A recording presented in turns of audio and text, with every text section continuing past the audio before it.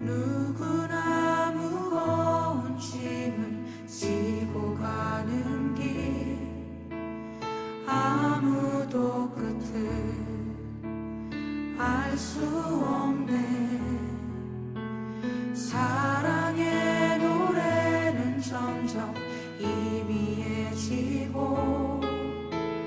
내일의 두려움 넘치지만 나는 오늘도 가네. 사랑의 주님이 사랑의 주님이 나를 부르신 그 길,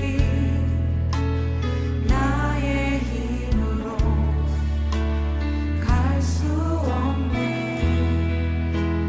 믿음의 길 위에 주가 예비하시니 십자가 사랑 의지하여 나는 오늘도 가네. 주의 영광 노래하리. 더 이상 나 버틸 힘이 없어도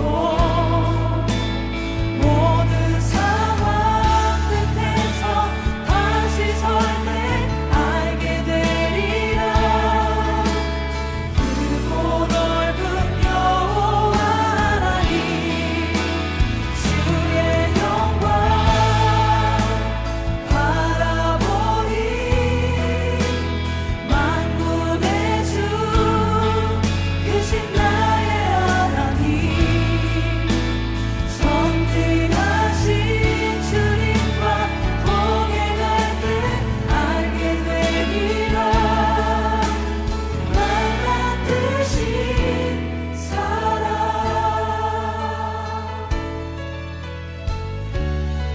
사랑의 주님이 사랑의 주님이 나를 부르신 그 길, 나의 힘으로 갈 수 없네.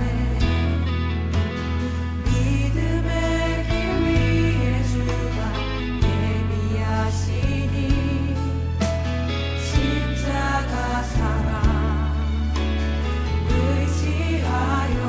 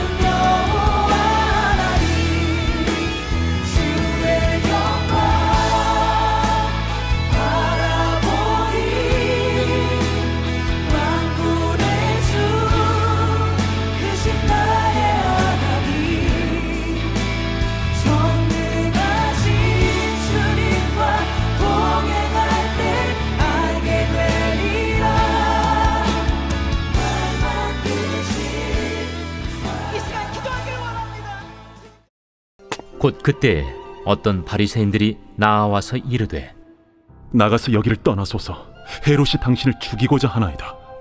너희는 가서 저 여호에게 이르되 오늘과 내일은 내가 귀신을 쫓아내며 병을 고치다가 제3일에는 완전하여지리라 하라.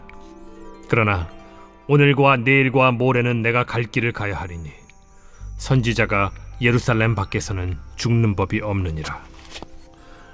예루살렘아, 예루살렘아, 선지자들을 죽이고 내게 파송된 자들을 돌로 치는 자여, 암탉이 제 새끼를 날개 아래 모음같이 내가 너희의 자녀를 모려한 일이 몇 번이냐. 그러나 너희가 원하지 아니하였도다. 보라, 너희 집이 황폐하여 버림받으리라. 내가 너희에게 이르노니 너희가 주의 이름으로 오시는 이를 찬송하리로다 할 때까지는 나를 보지 못하리라. 할렐루야. 마시는 교회 박용호 목사입니다. 예수님이 가시는 그 좁은 길은 예루살렘으로 향해 있고 또 그 길의 끝에는 십자가가 있습니다.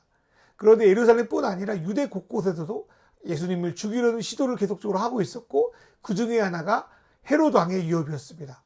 여기서 헤롯 왕은 아기 예수를 죽이려고 했던 헤롯 대왕의 아들로 전 유대가 아닌 갈릴리 지역만 다스리는 왕이었습니다. 그는 자기를 비판한 세례 요한을 결국 죽였는데, 예수에 대한 소문을 듣고 야, 세례 요한이 다시 태어난 거 아니냐 하며 두려워했습니다. 그리고 예수님 역시 자신의 권력에 위협이 될 만한 인물로 여기고 결국 그를 죽이려고 했습니다. 그만큼 갈릴리 지역에서 예수님이 벌이신 사역은 너무나도 대단했기 때문에 헤롯의 위치를 뒤흔들 만한 것이었나 봅니다. 그런데 예수님을 죽이려고 하는 헤롯에 대한 이야기를 전했던 그 사람이 누구였냐면 바로 바리새인들이었습니다. 이것은 바리새인 중에서도 예수님에게 호의적인 사람들도 일부 있었다는 증거이기도 합니다. 그런데 여기서 흥미로운 건 뭐냐면 헤롯 왕을 피해 갈릴리를 떠나는 것이 오히려 예수님을 죽게 만든다는 겁니다. 만약에 예수님이 죽지 않으시려면 예루살렘이 아니라 갈릴리에 머무는 것이 더 낫다는 거죠. 그래서 일부 바리새인들이 나름대로 호의를 가지고 예수님에게 헤롯 왕이 당신을 죽이려고 하니 빨리 도망치십시오 라고 했던 것이 어쩌면 본의 아니게 예수님을 죽음의 길로 이끌어가는 아이러니한 상황이 여기서 펼쳐지는 겁니다. 예수님은 헤롯을 가리켜서 여우라는 표현을 하십니다. 에스겔서를 보니까 하나님은요, 원수로부터 백성들을 지켜야 하지만 아무런 방비도 하지 않고 오히려 헛된 점괘나 보면서 이것이 하나님이 주신 말씀이라고 떠들어대는 그 자들을 향해서 뭐라고 표현하냐면 여우라는 표현을 하십니다. 또 아가서에 보니까요, 가족과 공동체의 연대를 이간질하고 무너뜨리는 자들을 향해서 또 여우라는 표현을 하십니다. 예수님이 헤롯을 여우라고 표현한 것은 아마 이를 염두에 두고 하신 말씀으로 보입니다. 왕이나 선지자가 백성을 올바로 이끌어야 되는데 그렇지 않고 백성들을 어긋난 길로 이끌어가는 자들, 이런 자들이 바로 여우입니다. 헤롯은 왕의 자리에 있었습니다. 그러나 왕의 역할도 하지 못하고 백성들을 바른 길로 이끌어가기는커녕 이스라엘을 구원하려고 오신 메시아 예수를 죽이려고 하는 여우인 것입니다. 그런데 예수님은 헤롯을 향해 두 가지 메시지를 전합니다. 첫 번째로 예수님은 지금 한가하게 헤롯과 지금 어울릴 만한 상황이 아니었습니다. 예수님은 헤롯이 자기를 죽이려든 또 죽이지 않든 신경 쓰지 않고 주어진 그 시간 동안에 어떻게든 귀신을 쫓아내고 병을 고치려는 그 사역을 하신다고 말씀하십니다. 예수님처럼 우리도 시각각 우리를 위협하고 유혹하는 여러 가지 것들에 노출되어 있습니다. 그럴 때 그것에 신경 쓰거나 낙담하지 마십시오. 그것은 우리를 통제할 수 있는 영역이 아닙니다. 좋든지 또 안 좋든지 그 모든 것을 우리는 하나님께 맡기고 하나님이 우리에게 주신 오늘과 내일의 그 소명, 그것을 붙들고 열심히 해나가면 된다고 저는 생각합니다. 두 번째로 예수님은 자신이 죽는 장소가 헤롯의 영역인 이곳 갈릴리가 아니라 예루살렘이 될 거라고 말씀하십니다. 이건 무슨 뜻일까요? 지금 갈릴리에서 귀신을 쫓아내고 병을 고치는 그런 시간들, 그러니까 오늘과 내일의 이 시간들을 결국 어디로 연결되냐면 하나님과 온전한 관계를 회복하기 위해서 달리시는 완전한 3일 십자가의 죽음으로 이어진다는 말입니다. 예루살렘은 하나님을 예배하는 성전이 있고요, 수많은 사람들이 하나님의 이름으로 모든 일을 진행하는 성지입니다. 그러나 예루살렘만큼 이스라엘에서 추악한 곳도 없습니다. 하나님을 분노케 했던 수많은 악이 이곳에서 행해지고 있고요. 하나님의 말씀을 진실로 전하는 선지자들의 수많은 피가 이곳에서 흘려졌습니다. 오히려 대접받는 것은 하나님의 이름을 팔아 자기 멋대로 말하고 무당과 같은 행세를 하는 그 거짓 선지자들입니다. 겉으로 보기에는 가장 거룩한 성 예루살렘이 지금은 본질을 상실하고 하나님의 뜻을 저버릴 뿐 아니라 하나님께서 파송한 선지자들을 핍박하고 죽이는 곳이 되었습니다. 하나님은 예루살렘에게 수많은 기회를 주셨지만 이들은 그 모든 것을 저버린 겁니다. 그리고 마침내 하나님의 아들 예수님이 예루살렘에 들어가십니다. 오늘 본문의 말씀과 연결되는 마태복음 21장 33절에서 43절을 보면 예수님은 포도원 비유를 통하여 주인이 맡긴 포도원을 자기 것이냐 행세하는 농부들에 대한 말씀을 하십니다. 농사를 지은 대가를 받으려고 종들을 보내는데요. 농부들은 보내는 종들마다 때리거나 심지어 죽이기까지 합니다.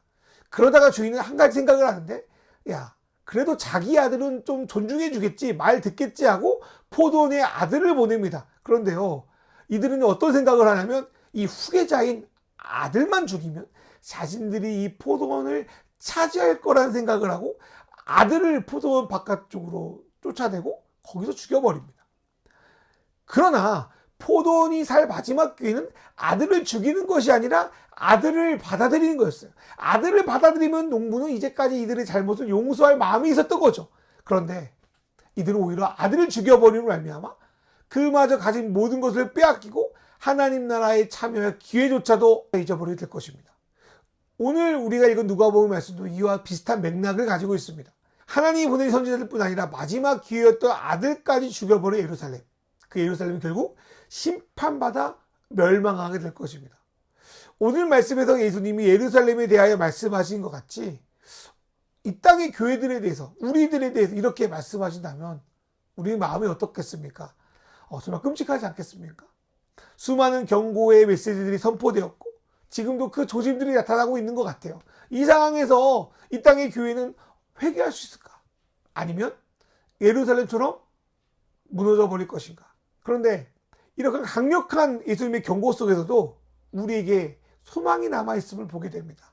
35절을 보니까 너희가 주의 이름으로 모시는 이를 찬송하리로도 할 때까지는 나를 보지 못하리라 라는 말씀이 있습니다. 이 말씀을 재해석하면요, 주님으로 오시는 이신 예수님을 만약에 너희가 온전히 받아들이고 그분을 찬송하는, 그분을 예배하는, 그분의 삶을 따라가는 삶을 살아가게 된다면 너희는 그를 다시 볼 것이다 라는 말씀으로 우리는 해석할 수 있습니다. 커다란 예루살렘 성은 무너질 수 있어요. 그러나 그 속에서 예수를 버리지 않고 그분을 따라 하나님 나라의 열매를 맺었던 이들은 살아남습니다.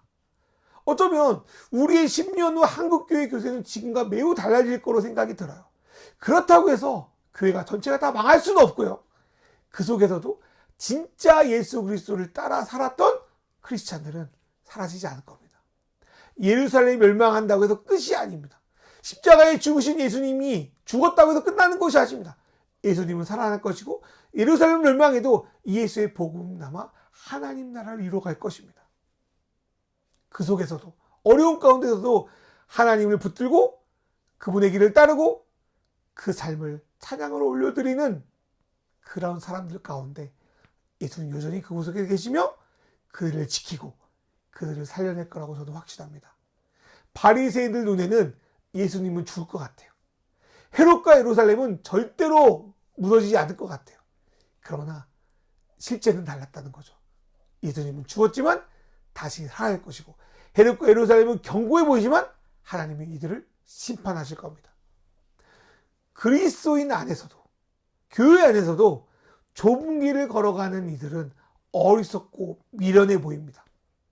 교회 안에서도 넓은 길을 추구하는 사람들은요, 매우 지혜롭고 그 삶이 윤택해 보입니다.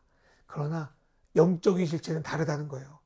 예수님이 가시는 길이 영광의 길이고 유일한 생명의 통로이며 편한 길, 좋은 길, 넓은 길을 가는 자의 그 말로는 멸망이라는 겁니다. 그러니까 우리는요, 우리 삶 속에서 우리를 위협하려고 하는 헤롯을 무서워하지 않았으면 좋겠어요. 우리를 위협해도요, 이들은 우리를 어떻게 할 수 없는 여우입니다. 겉으로는 화려하지만 실제로는 껍데기에 불과한 예루살렘 부러워 안 했으면 좋겠어요. 하나님은요, 그곳의 예배를 받으시지 않으시고 결국 그곳은 심판받을 곳이 될 것입니다. 성경의 표현대로 우리는 이름 없이 모이고 죽은 자 같이 모입니다. 어떠한 영향력도 주변에 끼치지 않는 것 같아요. 마음도 힘들고 몸도 연약합니다. 그러나 하나님은 우리의 진심을 아시고 어떻게든 그 속에서도 주님을 따라가려고 하는 우리의 삶을 받아주십니다. 아무리 세상에서 잘 나가도 주님을 보지 못한 사람과 세상에는 여러 가지 어려움과 환난을 당하지만 주님을 보는 사람과 어떤 사람이 더 복된 인생인가? 그런 면에서 저와 여러분은 복된 인생이라고 믿습니다. 그걸 믿으며 이 말씀 묵상하며 나아가는 저와 여러분 되기를 주님의 이름으로 축복합니다. 이 시간 주신 말씀 생각하며 잠깐 묵상하도록 하겠습니다.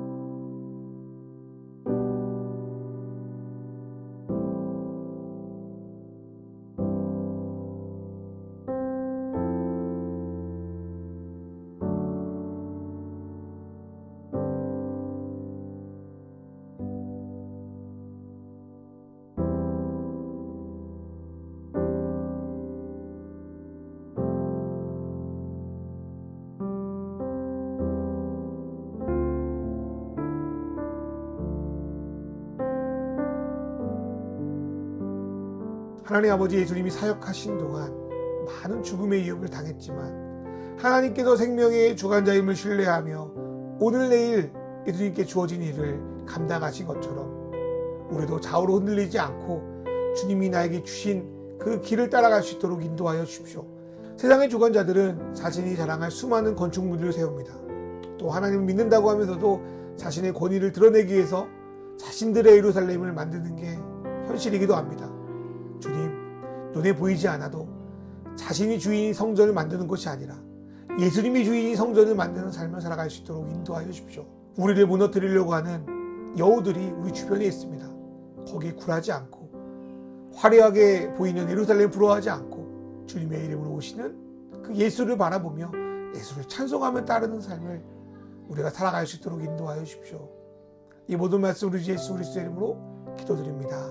아멘.